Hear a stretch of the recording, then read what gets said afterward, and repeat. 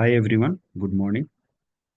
So in this tutorial we are going to start about the Angular 18, and today we'll go and we'll see what are the topics we are going to cover in this 18, and there will be no project, only the theoretical practical will be there, and there will be some small screen we are going to design in this ongoing tutorial, but there will be no project. So the first things we are going to see about the fundamental concepts.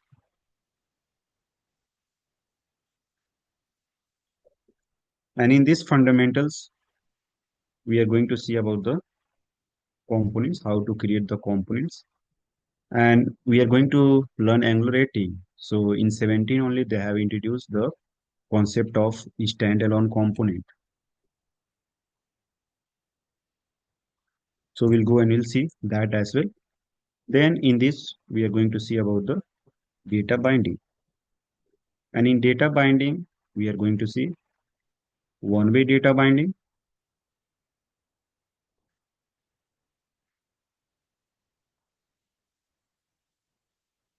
and two-way data binding we are going to see. So in one-way data binding also, we have the three types.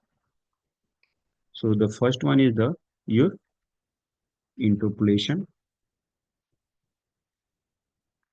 and then the second one is your property binding, and then the third one is your event binding. And then we'll go and we'll see the two-way data binding concept. And in two-way, we are going to see the, we can say it's a combination of property or the, because the syntax will be ng model, and then we are assigning the property name over here. So it will go and it will pass the value from the component to view and from view to component. So we'll go and we'll see. And suppose the syntax is for interpolation, double opening and double closing. And for property, we have the square bracket. And for this event binding, we have the parenthesis. So I told you this is the combination of your property and the event binding. After seeing these fundamentals, and we'll see some of the screens after completing this data binding concept, we'll try to create a small screen and we'll see how we can go and we can use this concept in that screen. Then we'll see about the directives. And as we know, we have the three types of directives is there. One is the component, and then the other is the your attribute, and then we have the structural directives we have. And suppose your requirement is not fulfilled with this custom, then we can go and we can create the custom directives. We'll see in more details, and then we are going to see the pipes. In pipes also we have some of the inbuilt pipes we have. Then we have parameterized pipe. We'll see what is the parameterized pipe.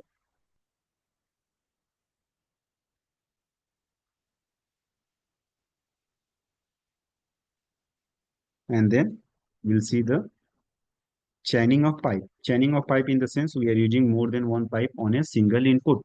Then, and suppose your requirement is not fulfilled with this, then in pipe also we can go and you can create about your custom pipe. Then we'll go and we'll see about the forms. So in Angular, it's provides two, we can go and you can create two types of form. One is the your template event forms,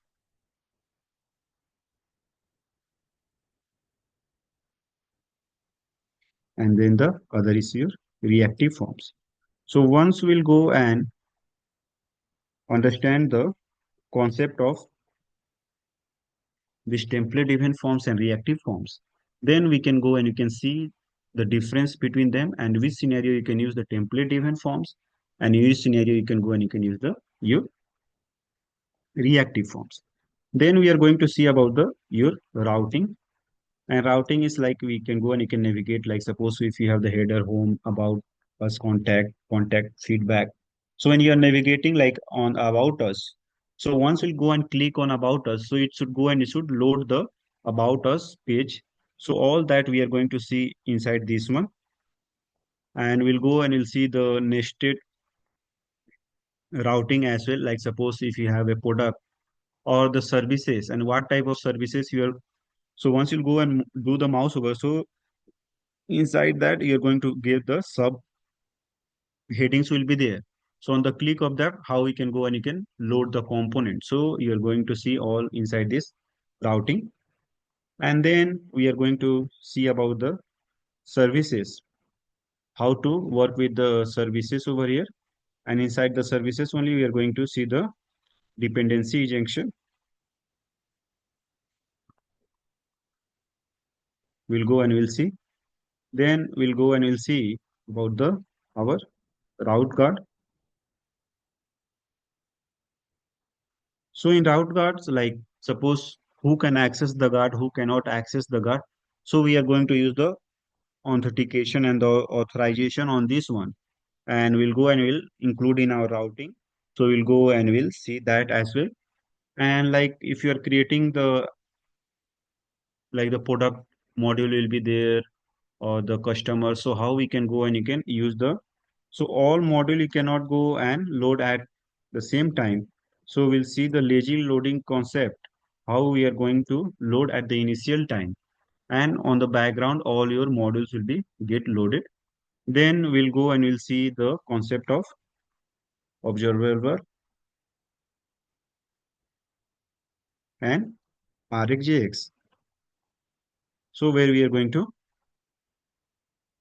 learn about the RxJX, all the operators and how we are going to use the observable we are going to see. Then we are going to like suppose if you are working as a front-end developer, so how you are going to handle the your HTTP calls. Like suppose some backend developer has shared the URL. So how you are going to do the integration?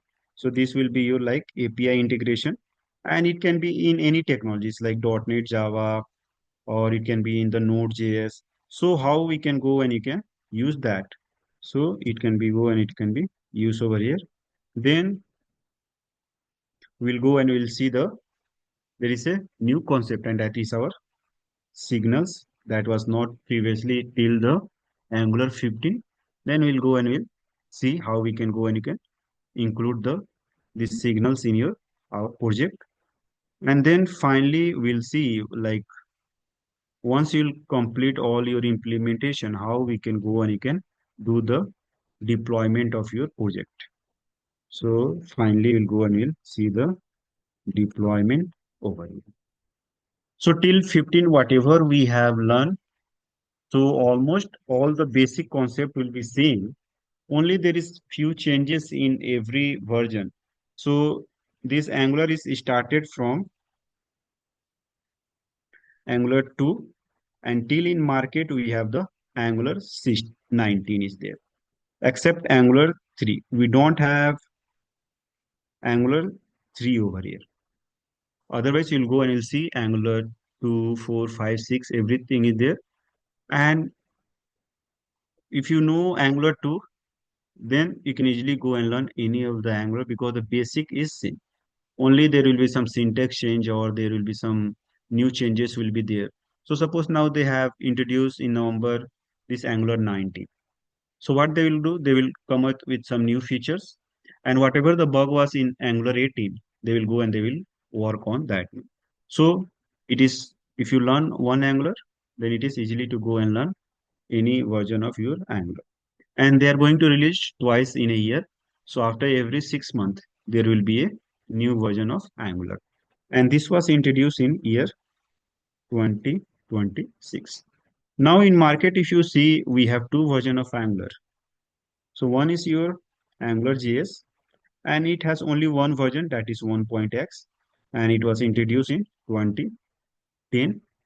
So the team which has created this Angular JS, and there was some drawback like it was not fully mobile supported.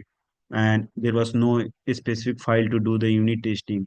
So the team which has created the AngularJS, they thought to rewrite the Angular from the scratch. So they have introduced Angular, and there is no similarity between Angular and the AngularJS. This is totally different. Not a single line of similarity is there. And we are going to learn this Angular. We are not going to learn this AngularJS.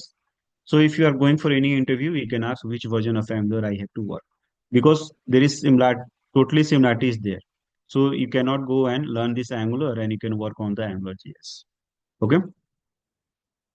Now, so this was the your difference, because on AngularJS also we have the lots of project will be there. Still they need to migrate to the new versions. So before joining, if you are joining as a new on the Angular technology, you should go and you should ask the interviewer which version of Angular I am going to work. Now, before starting to learn the Angular, we have the prerequisite,